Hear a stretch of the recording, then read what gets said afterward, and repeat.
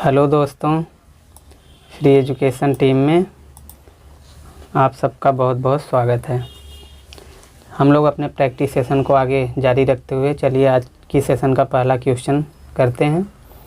Question में कहा गया निम्न भिन्नों में से कौन सा भिन्न सबसे बड़ा है। ठीक है, दूसरा कलर हम लोग ले लेते हैं।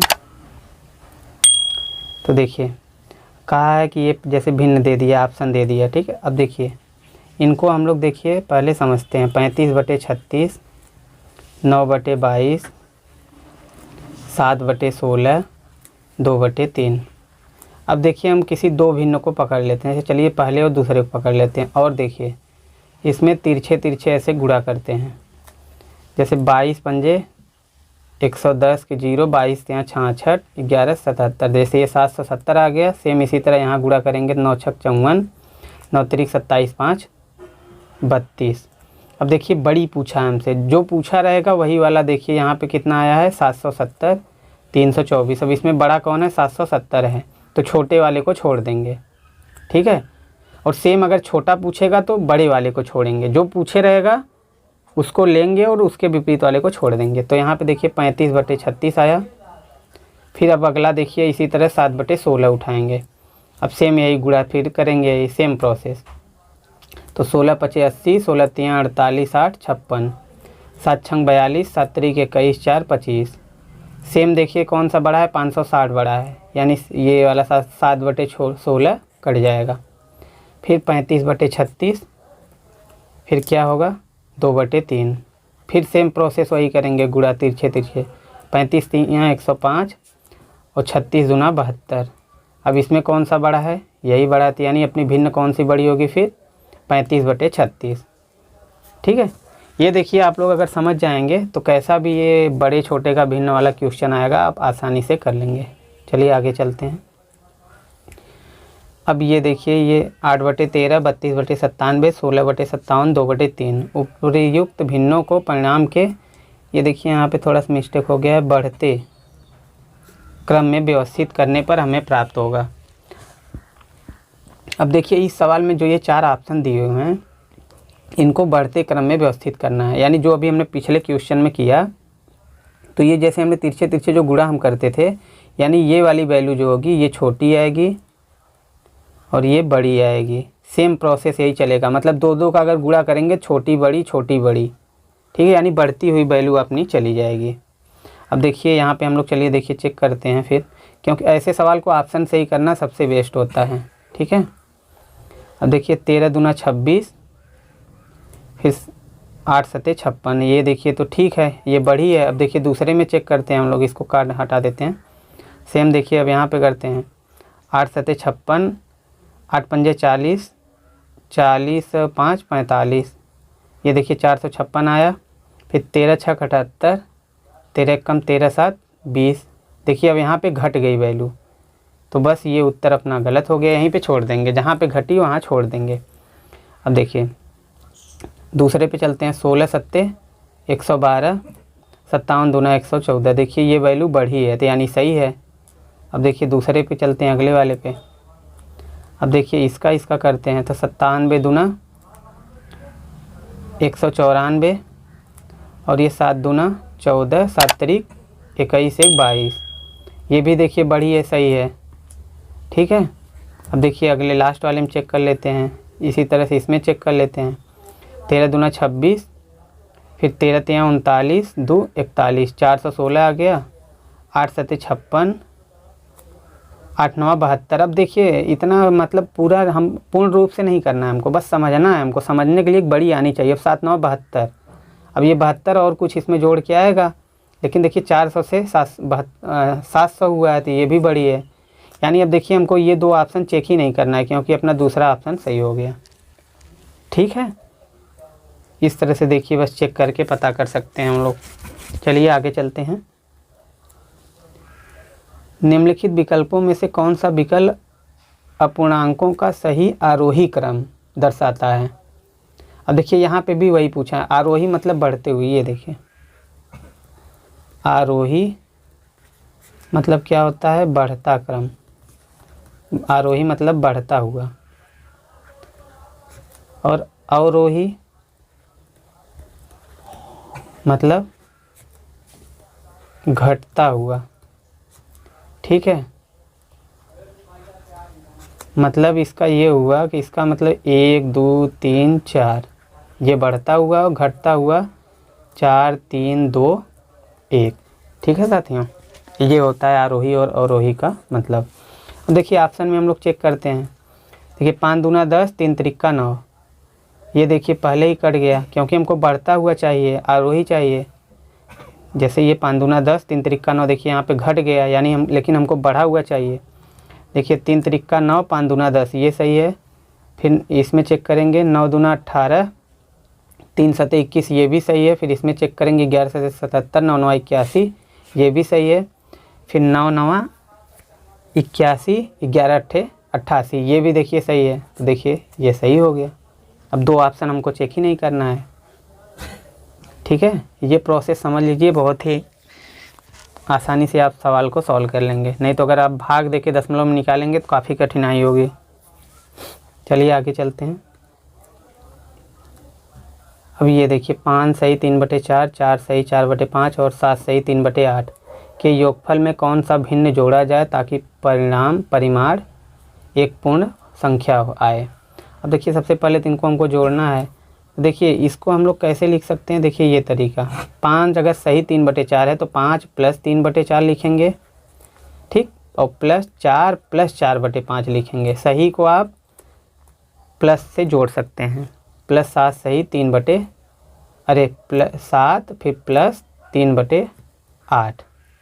अब देखिए पूर्ण संख्या को एक जगह जोड़ लीजिए। जैसे 5 4 9 7, 16 हो गया और +3/4 +4/5 और +3/8। अब क्या करना है हमको कि पहले इनको हल कर लेते हैं। अब इनको हल करने के लिए नीचे एलसीएम लेना होगा। तो 16 प्लस इनका एलसीएम कितना आ जाएगा टोटल, 1 मिनट, इनका एलसीएम कितना आ जाएगा साथियों,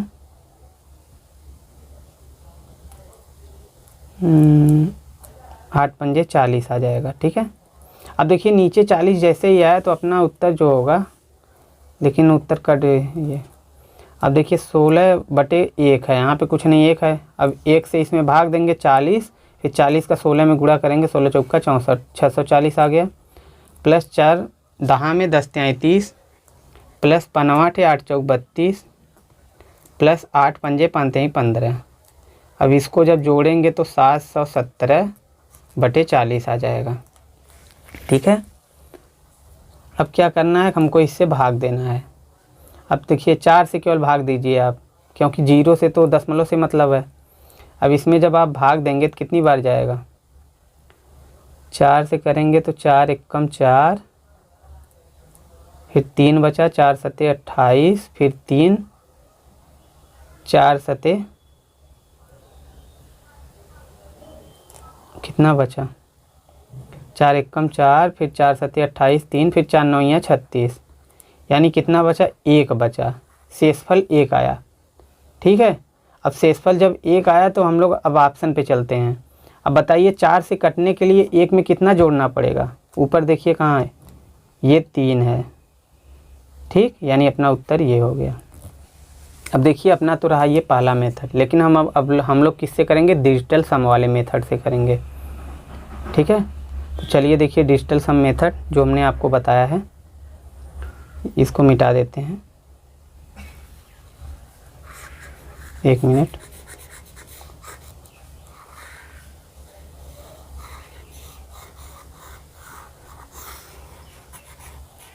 देखिए इसको देखिए लिखेंगे हम लोग, सीधे सीधे लिख लेते हैं। जैसे 4 5 20 3 23/4 प्लस 5 चौक 20 4 24/5 प्लस 8 7 56 3 59/8। अब क्या करना है,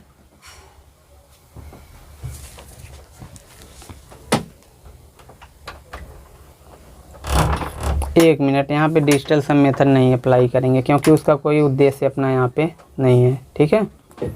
तो चलिए इसको रहने देते हैं हम लोग, जो अपना पहला सॉल्यूशन था उसी पे ही रहने देते हैं। ठीक है, चलिए आगे चलते हैं। अब ये सवाल देखिए, यदि किसी भिन्न के हर में 1 जोड़ा जाता है तो भिन्न 1/2 हो जाता है। यदि भिन्न के अंश में 1 जोड़ा जाता है तो भिन्न 1 हो जाता है। भिन्न के अंश और हर का योगफल। अब देखिए अपना भिन्न कितना है, मान लेते हैं x/y है। अब इसके हर में अगर 1 जोड़ रहे हैं तो भिन्न कितना हो जाता है, 1/2 हो जाता है। और यदि अंश में 1 जोड़ रहे हैं तो भिन्न कितना हो जाता है, 1 हो जाता है, यानी 1/1। अब बस देखिए यहाँ से अपना समीकरण बन गया।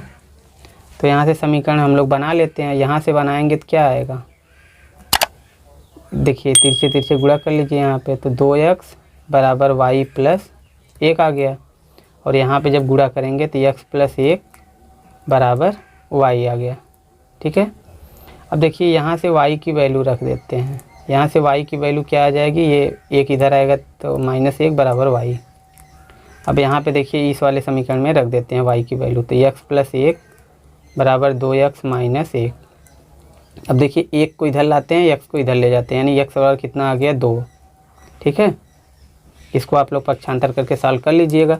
अब जब x 2 आ गया तो y बराबर क्या है, 2x माइनस 1 है, यानी 2 दूनी 4 माइनस 1 बराबर 3 आ गया। ठीक है, तो अब देखिए